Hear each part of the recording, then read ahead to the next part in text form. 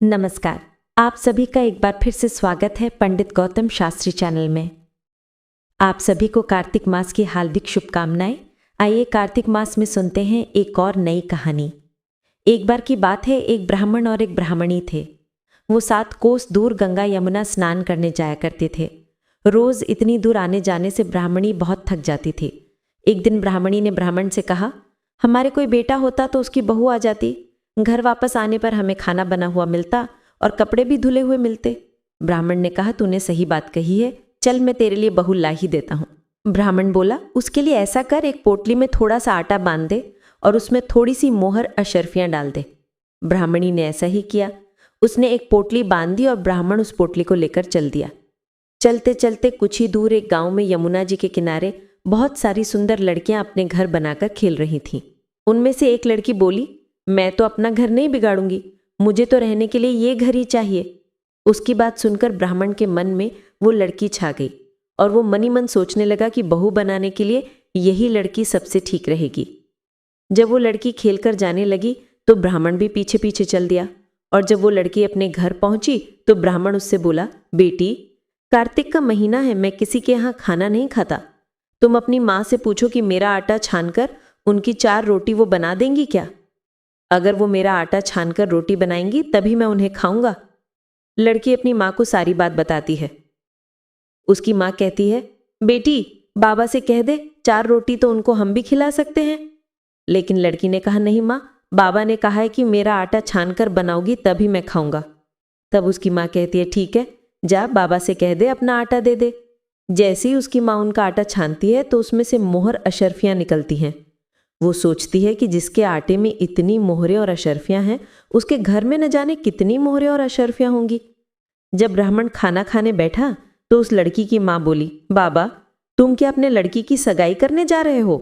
बाबा बोला, मेरा लड़का तो काशी बनारस पढ़ने गया है, लेकिन अगर तुम कहो तो मैं खांड कटोरे से तेरी लड़की को ब्याह कर अपने साथ ले जाऊंगा। लड़की की माँ मान गई। वो बोली, ठीक है बाबा, और उसने अपनी लड़की को ब्याह दिया। वो बूढ़ा ब्राह्मण उस लड़की को ब्याह कर अपने घर ले आया। घर आकर बोला, रामू की माँ, दरवाजा तो खोल, देख मैं तेरे लिए बहू लेकर आया हूँ।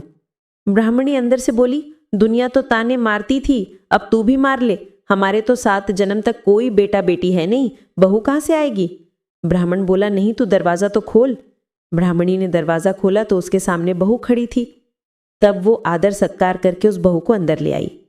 अब जब ब्राह्मण ब्राह्मणी नहाने जाते तो बहू घर का सारा काम करके रखती, खाना बनाती, अपने सास ससुर के कपड़े धोती और रात को उनके पैर भी दबाती। इस तरह काफी समय बीत गया। सास ने बहू को सीख दी, बहू, चूल्हे की आग कभी बुझने मत देना और मटके का पानी कभी खत्म ना होने देना। एक दिन चूल्हे की आग बुझ गई। बहू भागी भागी अपने पड़ोसन के घर गई और बोली, मुझे थोड़ी सी आग दे दो, मेरे चूल्हे की आग बुझ गई है। मेरे सास ससुर सुबह 4 बजे से गए हुए हैं, वो थके हारे वापस आएंगे तो मुझे उनके लिए खाना बनाना है। पड़ोसन ने कहा, अरे तू तो बावली है, तुझे तो ये दोनों मिलकर पागल बना रहे हैं, इनका ना कोई बेटा है और ना ही कोई बेटी। बहू ने कहा, नहीं नहीं, आप ऐसा मत कहो, इनका बेटा तो काशी बनारस पढ़ने गया है। पड़ोसन ने कहा, अरे ये तुझे झूठ बोल कर लाए हैं, इनका कोई बेटा है ही नहीं। अब बहू पड़ोसन की बातों में आ गई और कहने लगी, अब आप ही बताओ मैं क्या करूं? पड़ोसन ने कहा, करना क्या है, जब तेरे सास ससुर आए तो जली फूंकी रोटी बना देना, अलूनी पलूनी दाल बना देना, खीर की करछी दाल में और दाल की करछी खीर में डाल देना। अब वो बहू पड़ोसन की सारी सीख लेकर अपने घर आ गई। जैसा पड़ोसन ने बताया था उसने वैसा ही किया। जब उसके सास ससुर घर आए तब उसने उनका कोई आदर सत्कार नहीं किया और ना ही उनके कपड़े धोए।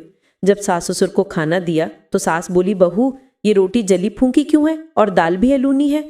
बहू ने पलटकर जवाब दिया, आज यही खाओ सासू जी, अगर एक दिन ऐसा खाना खा भी लोगी तो तुम्हारा कुछ बिगड़ नहीं जाएगा, मुझे तो जीवन भर ही अनूठी रहना है।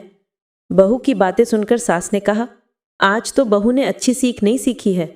अब बहू फिर से पड़ोसन के घर भागी और कहा, अब आगे बताओ मुझे क्या करना है। पड़ोसन ने कहा, अब तुम अपने सास से 7 कोठों की चाबी मांग लेना। अगले दिन जब सास ससुर जाने लगे तो बहू ने कहा, मुझे तो 7 कोठों की चाबी चाहिए। ससुर ने कहा, इसे चाबी दे दो, आज नहीं तो कल चाबियां ऐसे ही देनी है। सास ने सारी चाबियां उसे दे दी।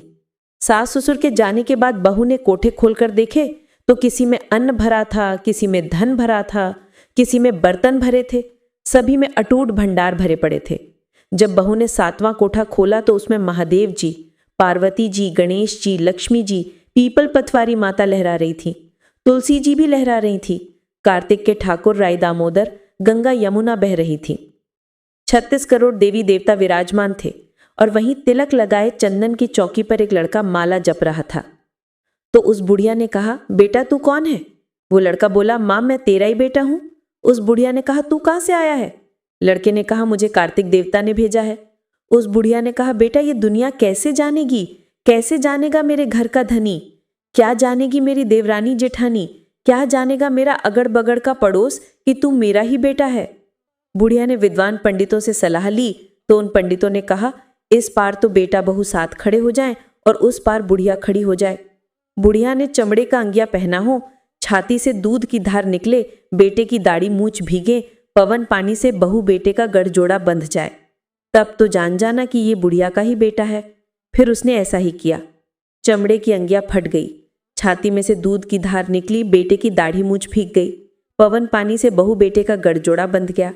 ये देखकर ब्राह्मण ब्राह्मणी की खुशी का ठिकाना ना रहा। वो बहुत खुश हुए। हे कार्तिक के ठाकुर, हे राई दामोदर भगवान, जैसे बहू बेटा उसको दिए वैसे सभी को देना। तो ये थी कार्तिक मास की एक बहुत ही सुंदर कहानी। आपको ये कहानी कैसी लगी कमेंट करके ज़रूर बताएं। साथ ही मेरे चैनल पंडित गौतम शास्त्री को सब्सक्राइब करना ना भूलें। धन्यवाद।